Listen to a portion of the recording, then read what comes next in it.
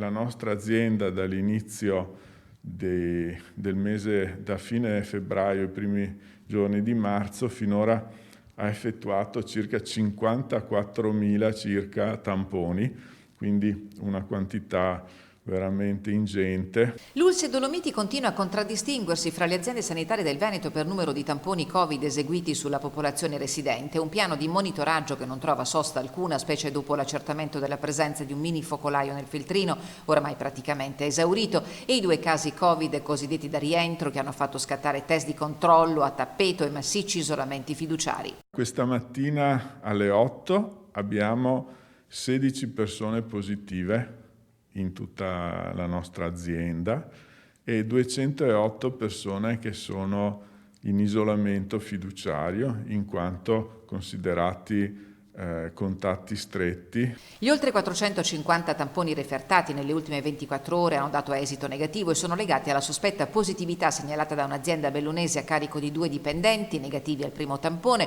che domani saranno controllati nuovamente assieme ai contatti stretti. In caso di conferma di negatività verrà disattivato per tutti l'isolamento domiciliare in atto. L'attività di indagine viene svolta in maniera approfondita e questo dal punto di vista dell'interesse naturalmente generale non può che essere un segno confortante. Quasi tutti gli ultimi casi accertati in provincia sono associati a persone che arrivano da paesi stranieri dove la pandemia è in fase più acuta.